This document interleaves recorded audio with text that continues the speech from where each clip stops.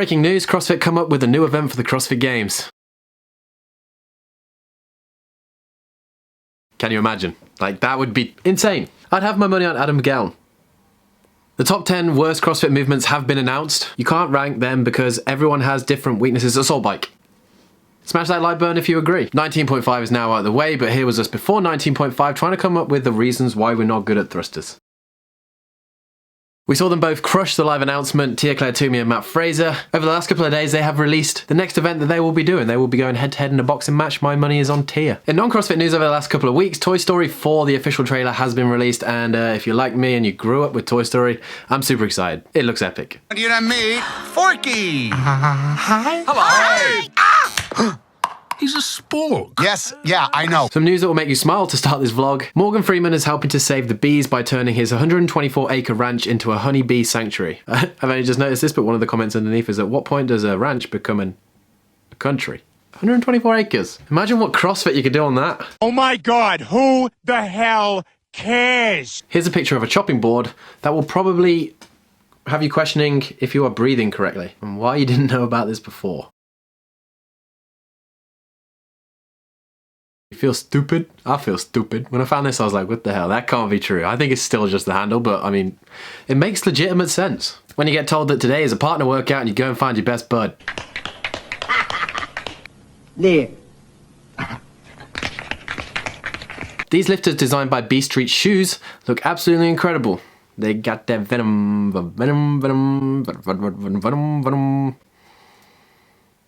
Josh Bridges looks angry.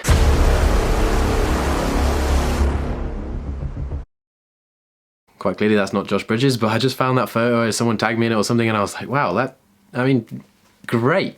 Looks great. Meme for time, I don't know if I should include this, but it has rude words in it, so please look away now if it's not rude, but I thought this was hilarious. A blue whale's vagina is so big and deep that 5 to 6 men can easily lay down in it, making it the world's next biggest pussy after people who wear gloves to the gym. Jeff, what are you wearing gloves for? After 19.5, 99.9% of CrossFitters said, yes, we are going to go out and we're going to have a good time, we're going to celebrate. Woo! Here's also the 99.9% of CrossFit athletes, 8 PM that evening. World's strongest man steals a bike.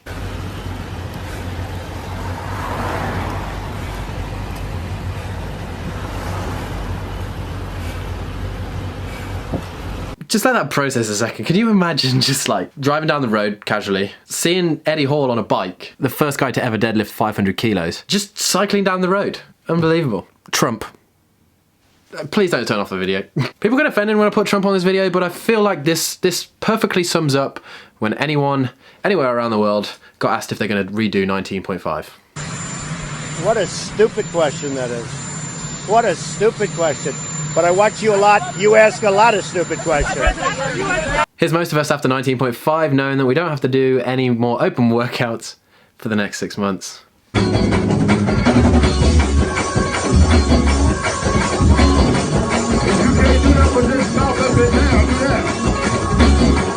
Bjorn Carl Gudmundsson gets absolutely scared to death by a dog that is the size of a small watermelon.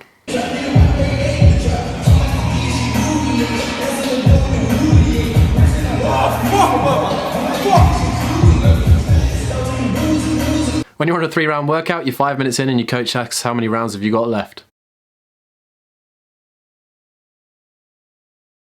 And Carden Porter's story couldn't get more Australian if it tried. I've been stitched up a beauty here, came down to the beach for what I thought was a nice leisurely swim. This is what I find. Hello Joshy. There's Dennis. Swimming. Eric the eel, eat your heart out. Why does everyone think that all I want to do is work out? Just here for the swimming. Just people in pants doing fitness randomly. In this video I enjoyed, please forgive me if I pronounce the name wrong, Shi Ziyong. He's a 73 kilo weightlifting world champion, snatching 171 kilos and cleaning over 200, but making the best noises whilst doing it.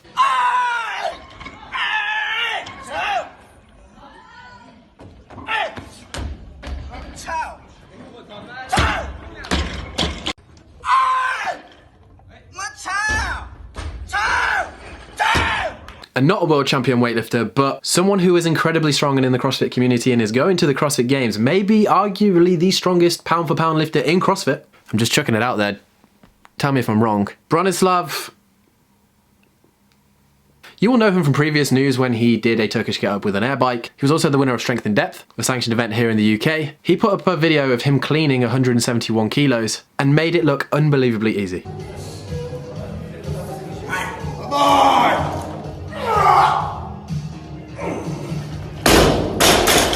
I mean, if you slow it down, he could have caught it in power and stood it up. That's insane.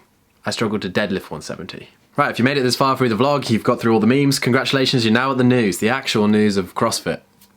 It's not the actual news of, I'm not an official outlet, I just like making, yeah, anyway, first of all, we're gonna cover the two GOATs.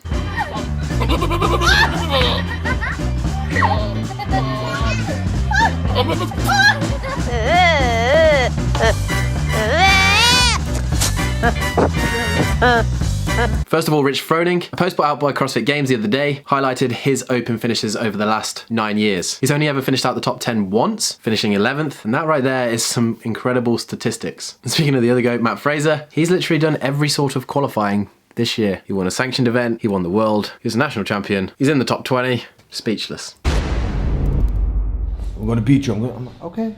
Okay.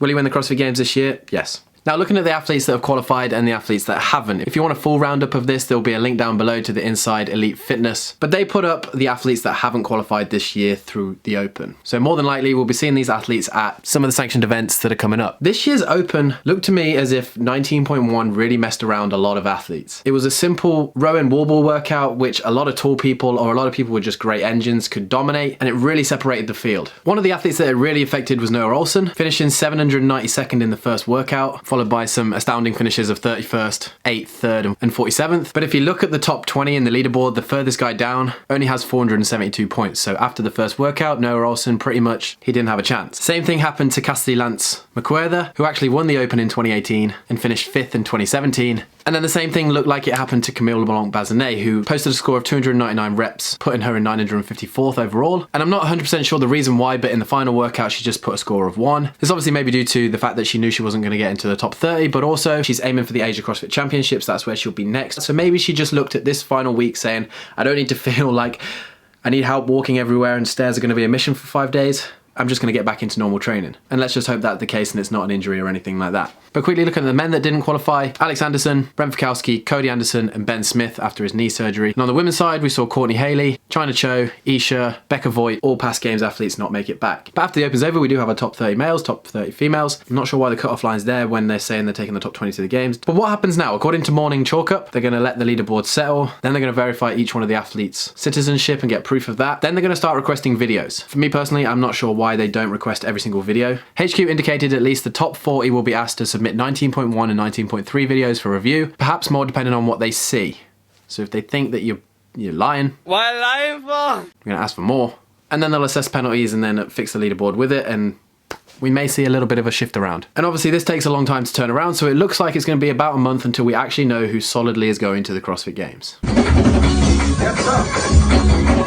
If you actually look at the overall statistics and things that are happening right now, CrossFit Mayhem may have already qualified for the CrossFit Games through Wadapalooza, even though they finished 5th. Technically, the top 5 teams at Wadapalooza were Romwad/Wit, Team Lesser Evil, which is Invictus, Team Misfit, Team Plus Ultra, and then CrossFit Mayhem Freedom, who finished 5th. Right. If you lose 2 females, then you're automatically eligible. So what you can do with a team this year is if you qualify as the 4 of you, you must qualify as a team of 6. 4 of you will qualify through the workouts, 2 as backup. So technically, you can lose a male and a female and have 2 people come in and be part of the team. That's the whole point. But basically, Romwad and Wit seemed like a team that was just going to be there for fun and collaboration. They had a roster of Games athletes. When we're looking at it, Jamie Green will go as an individual. Team Lesser Evil or CrossFit Invictus, the team with Tommy Venus in it, they already qualified through Dubai, so they're just Team Misfit. Kenzie Riley is about to qualify as an individual for the Open, and China Cho is actually moving to Mayhem's team. That is rumoured. I'm not 100% sure, but I've been told that numerous times, so that looks like it's going to happen. So that the Team Ultra Plus was a one-time thing with Thuri Helgadottir. She looks like she's got a ticket to the Games through the sanctioned event.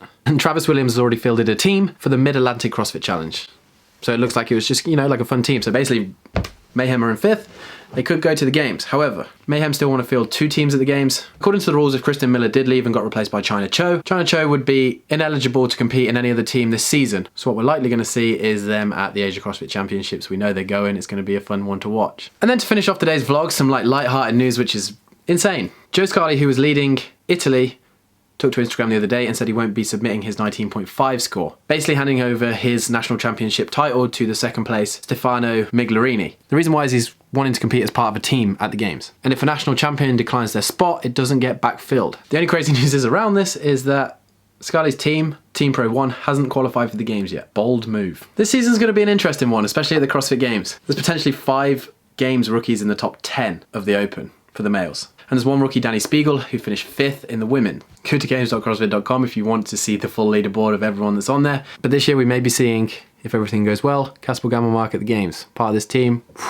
Anyway, if you did enjoy today's video and you got the news, but also you got a bit of a laugh out of it, please do smash that like button. As always, smash that subscribe button. All the little news bits today came from the morning chalk up. The links will be down below.